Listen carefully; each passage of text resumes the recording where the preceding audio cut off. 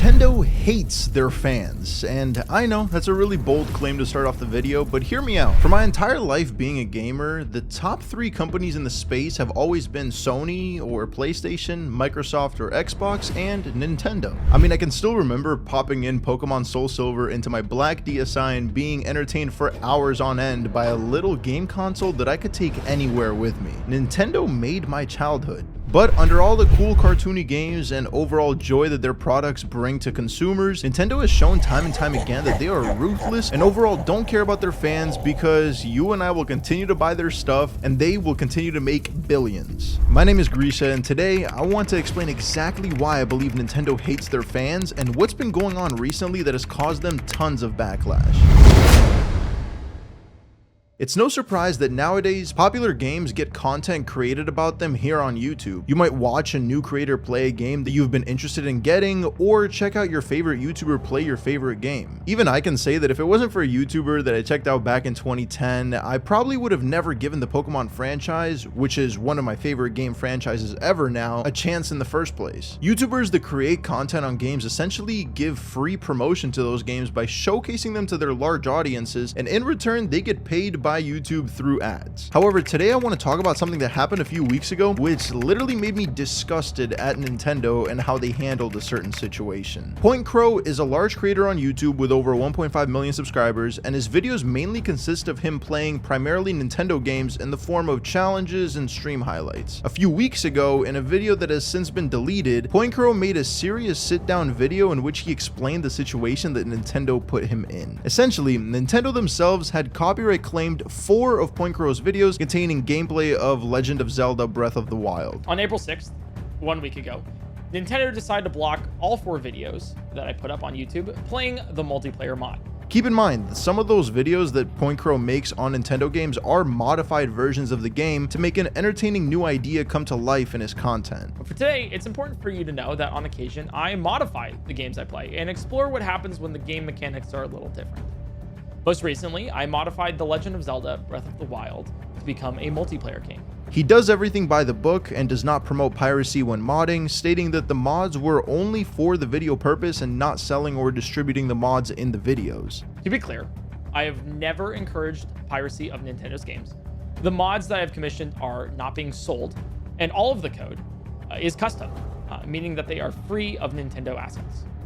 After taking a look and knowing that the video fell under fair use guidelines, PointCrow decided to make an appeal and see if he could get the claim taken off. I appealed their decision, as I'm very much in line with their content guideline policies, and these videos are fair use. But instead of taking the claim off, Nintendo ended up giving PointCrow 2 YouTube strikes. Not once, but twice. One for one video and bundling the other 3 videos into another strike. Rather than bundle the videos all into one copyright strike, Nintendo issued a copyright strike for 1 video and then bundled the other 3 into another strike. Now this is where things get scary, because in case you didn't know, if you get 3 strikes on YouTube within a year, that would result in your channel being permanently deleted off the website, like poof, gone. It definitely seemed like Nintendo was trying to make an example out of PointCrow and scare him from making certain types of content moving forward, especially since instead of bundling all 4 videos into 1 strike, they specifically spread them out into 2 to make things even more scary, but not enough to take his channel down because of the backlash that would have caused them. Putting my channel in danger, but not taking it down completely. And to make matters worse, the next day, Nintendo ended up claiming 24 more videos on PointCrow's channel, 24 more of my videos, taking all future ad revenue that the videos earn. Most of these were modified game footage of Breath of the Wild. Most of them are modded content. A lot of them are Breath of the Wild. However, some were just plain regular vanilla videos with no modifications or violations of any kind. The most surprising one, though, was a claim from one of my first videos back in 2019.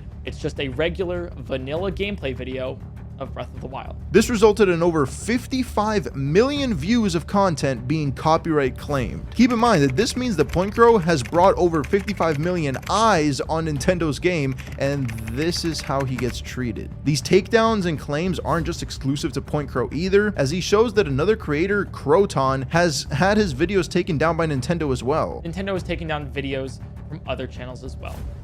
Crowton, another very prominent YouTuber, has had at least 10 live streams and 2 videos removed. And the crazy part is that Nintendo isn't only targeting modded content either. There are videos of players doing self-imposed challenges and just different ways of playing their games that are getting claimed and striked. These takedowns may have started with modded content, but they have spiraled into something else entirely. And it's especially crazy when you take into account that Nintendo guidelines state that video creators can use their creative input to produce content on their outlets that contain Nintendo games. The only things that are prohibited by their guidelines are stolen gameplay footage with no creative input or stolen content that was created by another creator. And neither of those apply to PointCrow's or Croton's situation. All of these videos are very clearly in line with Nintendo's own game content guidelines for online video and image sharing platforms. Now, one argument that can be made is that the modding of Nintendo Legend of Zelda games is a violation of the Legend of Zelda terms of service. However, according to that terms of service, streaming the game, making videos of the game, and broadcasting the game are also violations, yet most likely thousands of creators have done that and not had repercussions in doing so. Also, Nintendo game content guidelines modifies that terms of service for content creators and overrides those rules. And all the videos copyright striked or claimed were in compliance with the Nintendo game content guidelines. Also, there's a lot of irony in a statement that Nintendo put out in November of 2018, in which they stated that they are humbled by the loyalty and passion fans have for Nintendo's games, characters, and worlds, and respect the fact that creators want to express their creativity and passion for the games using original videos and content from their games, but hypocritically go ahead and punish select creators from doing so.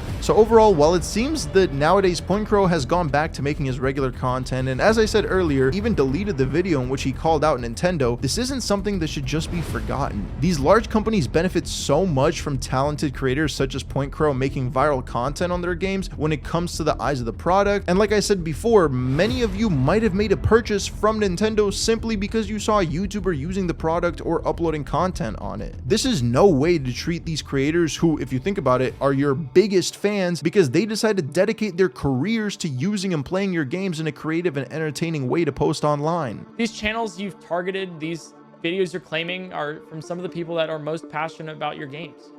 You're stifling that imagination and punishing those who want to share it with others when they do it in the way that you have outlined for us creators. This was 100% a not needed situation, and even though Nintendo probably don't care because they're a multi-billion-dollar corporation, it really leaves a sour taste in my mouth regarding them, no matter how amazing their games are. But I wish I could say this was the end, because sure, PointCrow had a pretty big scare there, but at least he can continue to do his job that he loves and just has to be more careful moving forward. The same cannot be said for the next person that we're going to talk about. That's because days after Nintendo received backlash from the overall community regarding the PointCrow situation, they decided to double down and quite literally ruin a man's entire life. The man's name is Gary Bowser, and no, I'm not trolling. His name is literally Bowser. But anyway, Gary Bowser worked with a company called Team Executor that are a hacking group that jailbreaks consoles and would resell them for a profit. One of their biggest and most popular products was the Nintendo Switch. And essentially, they would buy a new Nintendo Switch, hack or modify it to jailbreak it, and list it for sale for a higher amount than the original cost in order to make a profit. Now, Gary Bowser was one of the top people at Team Executor, and a couple of years ago, he was caught by Nintendo. And obviously, since this was a blatant crime to create these modded consoles, he was charged with 11 felonies, including wire fraud, conspiracy to circumvent technological measures, trafficking in circumvention devices, and conspiracy to commit money laundering. This resulted in him being sentenced to 40 months in prison in 2021. However, with him serving his time and that time now being fulfilled, Nintendo decided that he's not off the hook quite yet, and they're forcing him to pay over $10 million worth of damages for the rest of his life to Nintendo. This includes forfeiting 25 to 30% of his monthly income to Nintendo until his debt has been paid off for the rest of his life, essentially. And for example, if your monthly income is $2,000 per month, $500 to $700 of that would have to go straight to Nintendo automatically before taxes because of the situation. Now, if you really think about it, the average annual income for prisoners on release is around $19,610, meaning that it would take Gary over 509 years to pay off that $10 million